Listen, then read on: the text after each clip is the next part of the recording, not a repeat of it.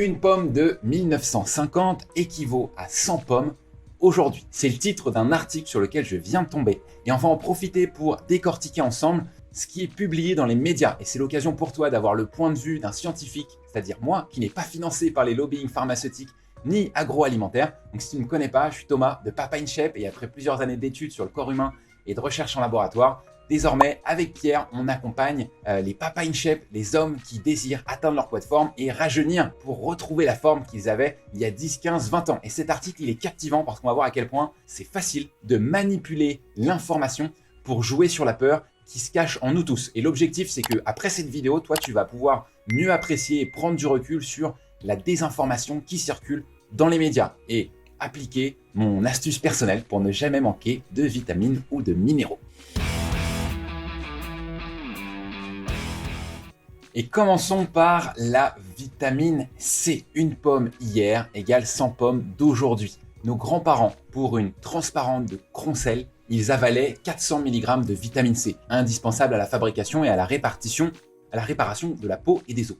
Aujourd'hui, les supermarchés nous proposent des bacs de Golden standardisés qui ne nous apportent que 4 mg de vitamine C chacune, soit 100 fois moins. Ici, ce qui est intéressant, c'est que la journaliste, elle compare deux variétés de pommes différentes. D'abord, la transparente de Croncel, qui est particulièrement riche en vitamine C, et de l'autre, la Golden, qui est très connue et qui est particulièrement pauvre en vitamine C. Ensuite, elle utilise des portions différentes.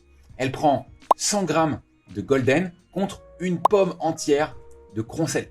Une fois de plus, ça biaise les informations. Et enfin, comble du comble, elle isole une seule valeur nutritionnelle, la vitamine C, alors que la pomme n'est pas l'aliment qui en contient le plus. Vraiment, quand on pense à la vitamine C, on ne pense pas à la pomme en premier. On pense au poivron cru, au chou de Bruxelles, au cassis, persil, au basilic, à la coriandre, au kiwi, au litchi, à la goyave. Voilà, c'est un excellent moyen de manipuler l'information. Pour en conclure, une pomme hier égale 100 pommes aujourd'hui.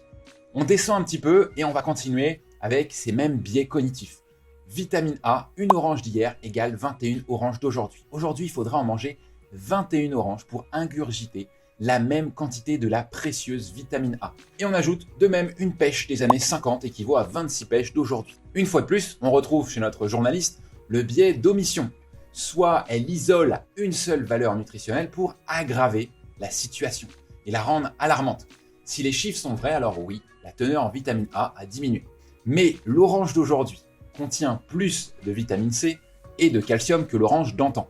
Donc, tout n'est pas si dramatique que ça. Et surtout, quand on cherche de la vitamine A, il y a plein d'autres aliments. Les abats de dinde, de bœuf et de poulet, par exemple. Après, si on n'est pas partisan du foie, on a d'autres solutions. On a les carottes, citrouilles, le chou, le navet ou enfin les harengs. Voilà, tu as plein d'autres sources de vitamine A en dehors de l'orange. On continue maintenant avec le fer. La viande en contient 2 fois moins. Alors là, c'est peut-être le passage le plus solide entre guillemets, de l'article, puisque si ça s'avère vrai que le fer est 2 fois moins dans la viande rouge, c'est intéressant parce que c'est une des sources de fer principales de notre alimentation, la viande rouge et le fer qu'il contient. Bien entendu, il y a d'autres sources, les fruits de mer, le boudin, le thon, la sardine, le maquereau, le cacao, la spiruline, même si manger des grandes quantités de spiruline, c'est compliqué parce que ça pose des problèmes digestifs. Et voilà, il y a d'autres solutions, mais en tout cas, c'est la portion la plus solide de notre article en question. Calcium, 4 fois moins dans le brocoli. Bon, on a recommencé. Le brocoli n'est pas particulièrement riche en calcium. C'est même pas du tout le premier qui me vient en tête. On pourrait voir les amandes, les sardines, les épinards, le fromage qui est très riche en calcium, le thym, la cannelle, le cumin, le poivre pour les épices. Donc, on recommence avec notre biais d'isoler quelque chose qui n'est pas forcément capital ou qui n'est pas le plus important. Et on enchaîne maintenant avec un truc intéressant, c'est le bio est-il une solution? Les aliments bio contiennent significativement plus de vitamine C, de fer, de magnésium et de phosphore que les autres. Là, je vais te partager un truc ça me donne presque envie de me gratter, un truc scientifique où le mot significativement, c'est un bon mot fourre-tout. Parce que significativement, souvent ce que ça veut dire, c'est que c'est valable ou en tout cas que ça a une puissance statistique suffisamment importante. Donc, je ne vais pas rentrer dans les détails de la puissance statistique parce que c'est ennuyeux, mais si on prend l'exemple 50% d'augmentation, c'est quelque chose qui a une puissance statistique suffisante si on a fait un test sur un échantillon suffisamment large. Si je te donne une augmentation de 50%, c'est énorme. Mais si par exemple on parlait d'un revenu et que tu gagnais 10 euros par mois, c'était ton seul revenu, et qu'on augmentait de 50%, tu passerais à 15 euros par mois. Statistiquement, c'est une augmentation de 50%, c'est significatif. Mais une augmentation de 5 euros de la part de ton patron, tu vas pas sauter de joie. Significativement, finalement, ça l'est pas tant que ça. Donc, faut se méfier de ces mots fourre-tout où là, voilà, on ne sait pas trop ce que ça veut dire derrière. Choisir des aliments mûrs. Là, c'est intéressant parce que le chercheur, il nous met en garde. Si les agriculteurs bio développent un système riche en intrants avec des rendements comparables aux exploitations conventionnelles, le bio verra son avantage nutritionnel s'éroder. De même, si les produits bio sont cueillis avant maturité, ils sont finalement moins riches en nutriments que les produits mûrs de l'agriculture traditionnelle. Seule stratégie pour remettre de la vie dans son assiette, choisir des aliments mûrs, produits de manière non intensive et partir à la chasse aux variétés oubliées.